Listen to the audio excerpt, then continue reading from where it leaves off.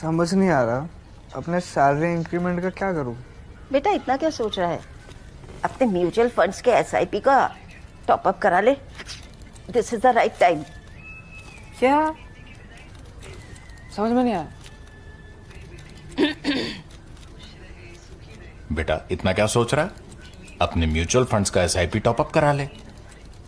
This is the right time. आप समझा।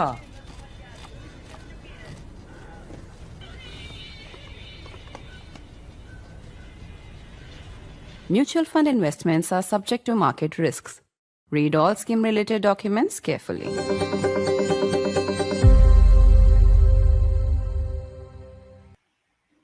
A wake-up call for the Congress party after its defeat in Bihar today came from one of its own leaders. Mumtaz Patel, the daughter of Ahmed Patel, at one point when he was alive, the Congress's most powerful and influential leader after the Gandhi family. Mumtaz Patel has called for the Congress to abandon excuses, abandon the blame game, and to look within. She's also warning that the party continues to behave as if India and politics is the same. But she has asserted that the country has changed, but the Congress hasn't. In a moment from now, we'll be talking to Mumtaz Patel, even as the Prime Minister predicts that the Congress party may even split. I'm Barkha Dutt. You're with the Mojo story. The debacle in Bihar has sent shockwaves through the opposition. But if the RJD and Tejashwi Yadav have reason to be depressed, so does the Congress party. And yet the party seems immersed in election denialism, not even confronting its defeat. There are now leaders that are calling for serious introspection. Shashi Tharoor is one such leader. But today, a warning for the health of the Congress party came from Mumtaz Patel. She's a Congress leader who is also the daughter of Ahmed Patel. Ahmed Patel, of course, as we all know, when he was alive, was the Congress's most powerful, most influential political leader, a key aide to Sonia Gandhi. And today, it is his daughter who is warning the party. India has changed, politics has changed, but somehow the only entity that doesn't seem to change is the Congress party. Confronted with a series of defeats after the Lok Sabha elections of 2024 and a near debacle in Bihar where it tried to punch well above its weight. Let me welcome to the program now Mumtaz Patel, our newsmaker today. As I said, she's a Congress leader and also the daughter of a Congress veteran. Good to see you, Mumtaz, and thank you for your time. You've been very blunt, both in your posts on Facebook, on X, and you have been saying that the Congress has to understand देश बदल रहा है, देश बदल चुका है, लेकिन Congress party नहीं बदली. You've also said बहाने बंद करो, stop the blame. Stop the blame game, stop the excuses, look within. What made you, in a way, speak out so bluntly when so many other Congress leaders are in denial? You know, I repeat that this tweet came out of pure emotion that day as I watched the results unfold on the screen. And the only thought that I had were the countless karyakartas across the country, which is our base, which is our backbone, who have been with the Congress party for years, living in that hope to see that victory, to see the glory of the party again. And also so many who've never seen a victory in their life. Like take the case of Gujarat. It's been 30 years now. And I've interacted with these karyakartas. They look at all of us here in Delhi as hope. I mean, to someone like me, because I'm AP's daughter, they feel that you can be the bridge between us and the center. But the thing is that even I have nobody who listen. So it just makes me feel their plight, because what are they working so hard for? And like I always say, the leadership owes accountability to these workers, and which is why my tweet was pure emotions for the love towards the Congress party, for my support towards the Congress party, for the Congress party that I consider my family. You say that even I have nobody who listens. If Ahmed Patel's daughter can't get somebody in the Congress party to listen, what hope does an ordinary party worker have? Okay, let me put it that way. I would have people who listen, but then there is no action. That is what I have understood in the last few years, that, okay, you might get a hearing, but then nothing, there's no result, which is why I even wrote, I think people did not notice that I wrote no introspection, because after each election, everybody goes into that introspection mode. But what happens after the introspection? So I think something there is that we are doing wrong. We know there's a lot wrong with the current dispensation. We know that the country is going through tough times. But the thing is, if the public cannot see it and they are happy with status quo, then we need to change our strategy. There's something that we are doing wrong somewhere, that we're not being able to still, despite all of this, despite people having issues of inflation, people having issues of employment, despite despite the communal tensions, despite the divide in society, there's so much. I would agree with my leader Rahul Gandhi that there is vote chori, there is capture of institutions, all that is there. But yet, why is it that the people year after year still believe in a Modi, still believe in the BJP, still want to vote for them? There is something wrong somewhere from our end in terms of strategy, in terms of management. One of the things that you have been saying is that there is a disconnect between those who wield power in the high command of the party, the central leadership of the party, and actually the sentiment of the ground. And I think you precisely said that those who wield power in Delhi are disconnected from the ground reality. Talk a little bit about this. It must be very frustrating for a young politician like yourself to constantly see power centralized, also in the hands of, very, very few people, and then those people, the Delhi leadership, as you call it, being out of touch with ground reality.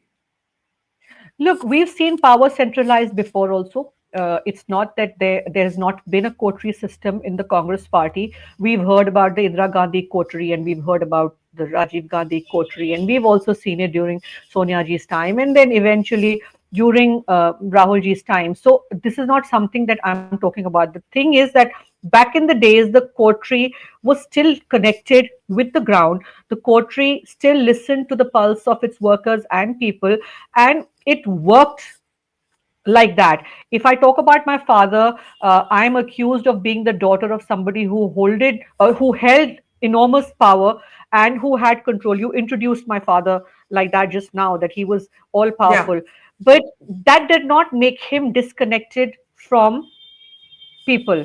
I always say, his house, his office was open to all, you know, from an ordinary karyakarta to a small time worker to a chief minister or a cabinet minister, anybody could walk in. And he never differentiated. I think this is like now a legend. 5 years it's going to be since we lost him, and whoever I meet, Yeah. everyone has a great story to tell. Of course, there are detractors, there are critics, there are people who say that he had the same kind of control, but then he was also using that control to take many right decisions, which is why Congress did see days of glory under him.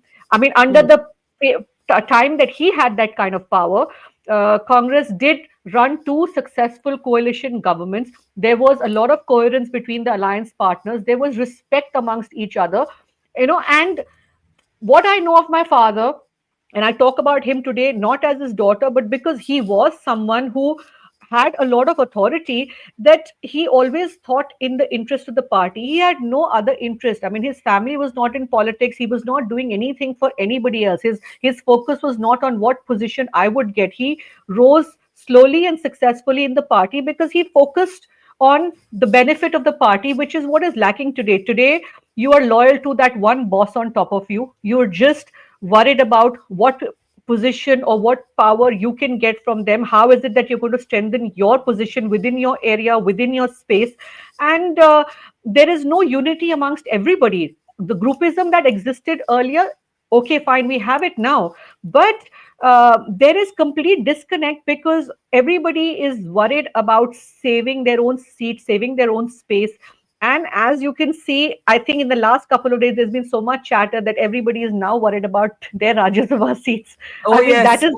that is what Is that true? Rashid Kidwai, the senior journalist, calls it the Jai Jagat gang.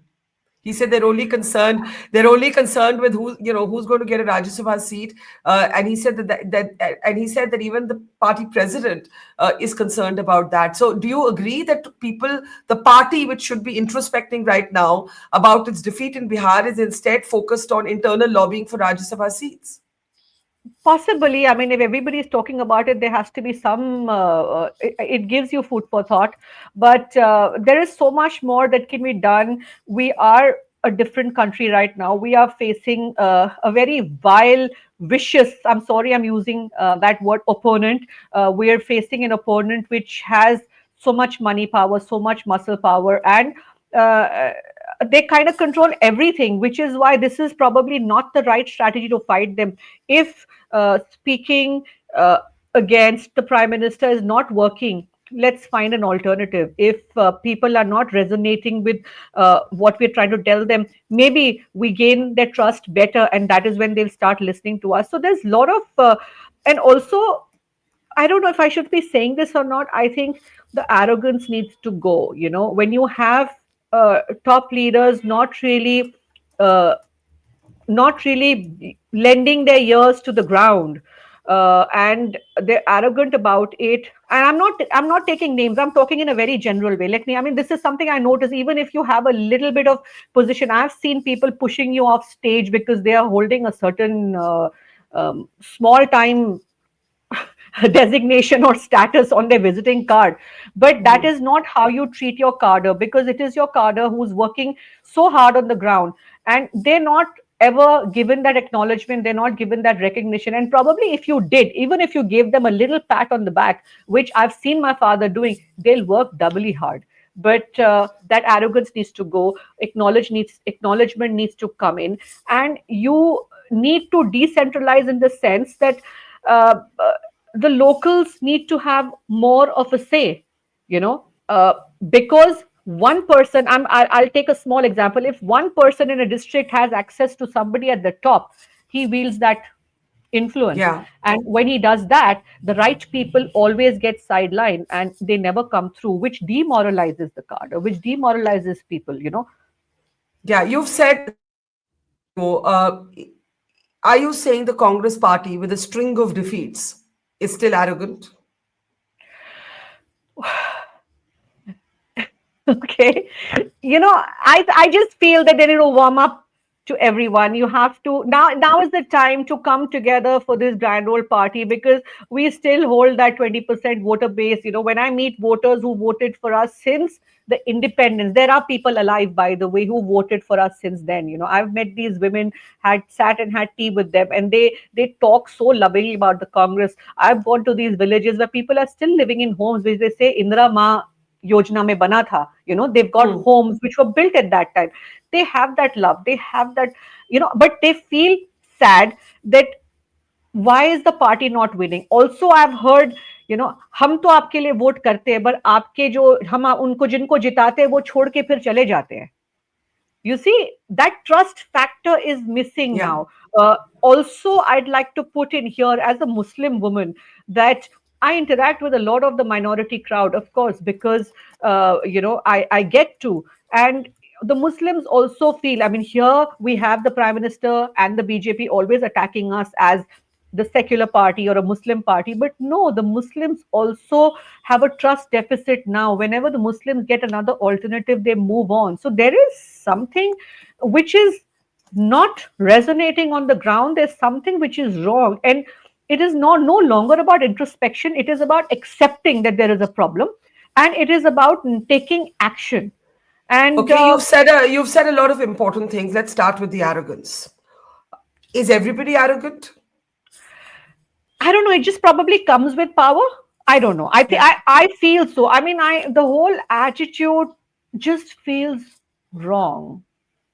Yeah. And I'm not talking about, let me make it clear. I'm not talking about Rahul ji or anybody like that. You know, if you look at him, he's meeting people, he's going all out, meeting all. But doesn't he get included in the taking of the responsibility? I mean, it has been told to me by people who spend a lot of time looking at the party that even someone like you finds it difficult to get an appointment within the Congress party. Is that true? He's always on the move. So yes, of course it is true. He's always on the move. But the thing is that he alone cannot do everything. Today, if you are a CEO of a company, also you need a team. And that team needs to also provide you with the right information and also show you the harsh reality. maybe he's not getting to see the reality because he's always being told good things. I'm assuming, this is my assumption, that maybe the real picture is not being shown, and he's always getting a feedback which makes him feel that it's working, but it is not So working. And you think Rahul Gandhi is being misled by his advisors, by his coterie? yeah, I think I don't know who the advisors are. I don't know who he's listening to, so I cannot comment on that. But something is wrong. And today, after 5 days, I think I tweeted 5 days ago, I have got messages from across the country. I don't know where they found my number. I need to just change my number now because it's getting very tough. But Yeah. people are very emotional, and everyone is like, you said it, and humko koi puchta nahi. I mean, from Haryana to West Bengal to Kashmir to Tamil Nadu to Hyderabad, everywhere. I can't even tell you where all people are finding my number, and they're reaching out saying that, and they're giving their own area specifications. हमने हमारे साथ यहाँ ऐसे हुआ, मैंने 14 साल कांग्रेस के साथ काम किया, मैंने इतने साल काम किया, मुझे पूछते नहीं है ये.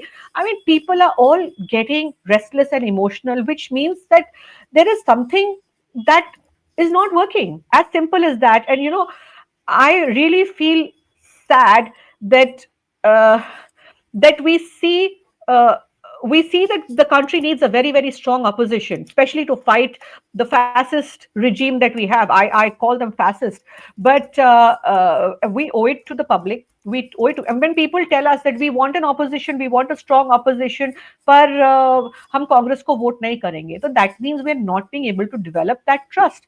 We know about SIR, we know about these 65 lakh voter name deletions, we know about vote chori.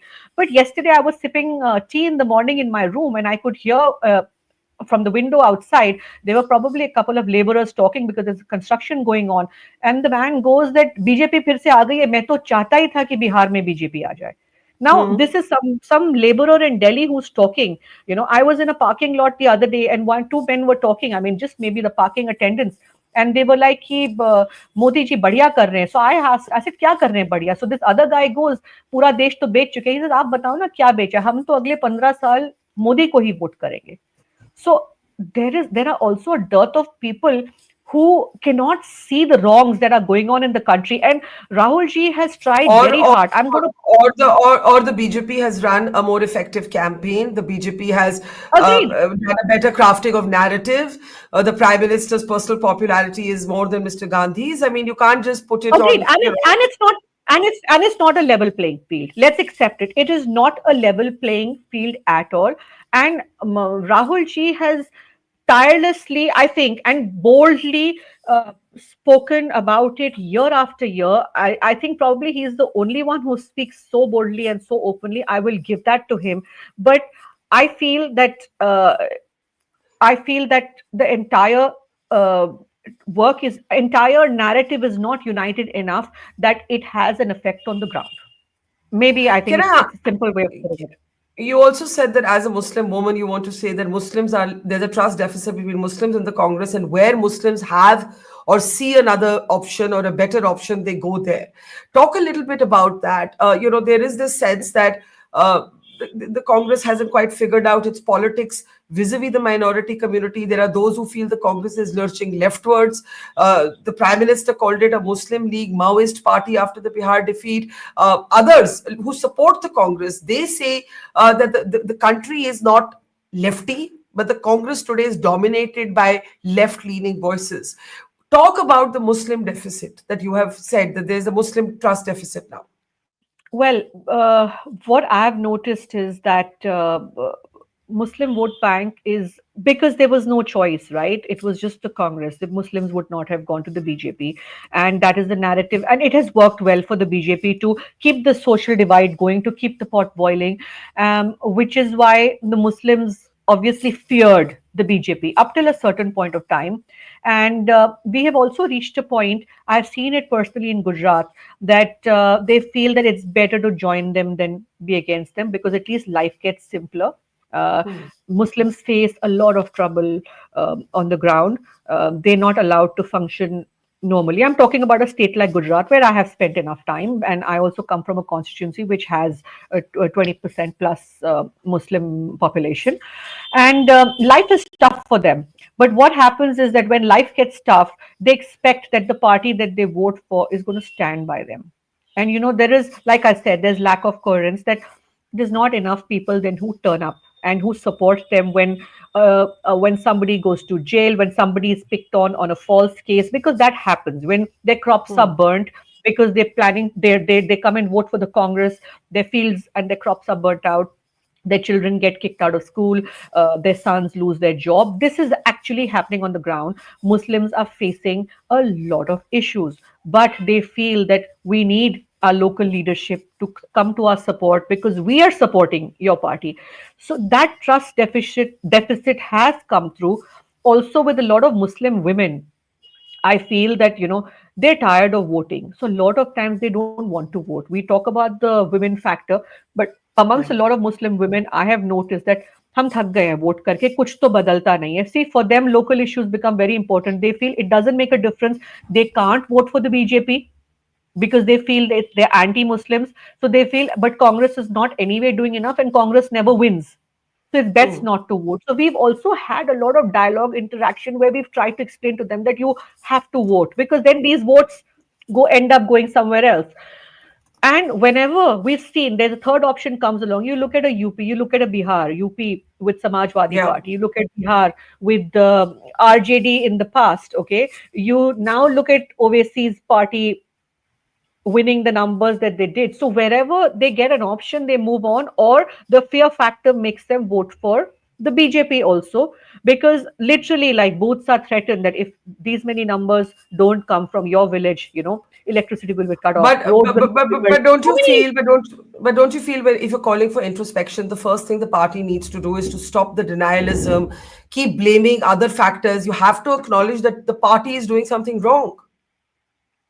That is exactly what I said. I mean, no excuses. No, we have to look within, and it is course correction. It's fine. If people might say that, I am criticizing. No, I'm not. I'm coming from a space where I wish well for the Congress. I wish also to contribute to the growth of Congress, which my father also did all his life. And I just want to see us as a very strong opposition that eventually also forms a government in the future. You also made another important point. You said if attacking the Prime Minister personally is not working, get a new strategy. Do you feel that that is one mistake the Congress party has made, that a lot of people want to say, what do you stand for? Like you keep saying, you keep talking about the Prime Minister all day. You're defining yourself vis-a-vis him. That's a negative campaign. Well, maybe not. What is it that you can do? That's a separate factor that we have to develop and give that trust to the public that we are the alternative. We are going to do this for you. That is one. But at the same time, we know that the Prime Minister has a very popular image, and it hurts people's sentiments. People don't want to hear about the Prime Minister like that, come what may. So probably let's not do that because it's not working. We know. We as a party, we as an opposition know what the Prime Minister stands for. We know what wrongdoings that are happening. We've said it enough. But in terms of election strategy, let's be a little bit more careful and don't use that as an election strategy. Attack in different ways, highlight the problems in another manner, but maybe let's not just do personal attacks. Let me ask you a last question. Ever since you've gone public, and today you particularly have gone public, are you worried about repercussions within your own party? Has the leadership said anything to you? To be honest, like I said, I come as a well-wisher of the party. I come as a congressman, but I have nothing to lose. The ones probably who are feeling the same as I do have a lot more to lose because they're holding positions of influence. I have nothing to lose at all. I will still be who I am. I'll still keep speaking up, and I will still have my ideology intact. So it's okay. You're borrowing from Rahul Gandhi's comment in a different context. Daro mat. Daro mat, rukna nahi, jhukna nahi. And you're applying that for yourself today. Absolutely, of course. I mean, if we are fighting for democracy, लोकतंत्र की लड़ाई है, तो party में भी पूरा लोकतंत्र है कि हम खुल के बोल सकते हैं. And I wish we all did.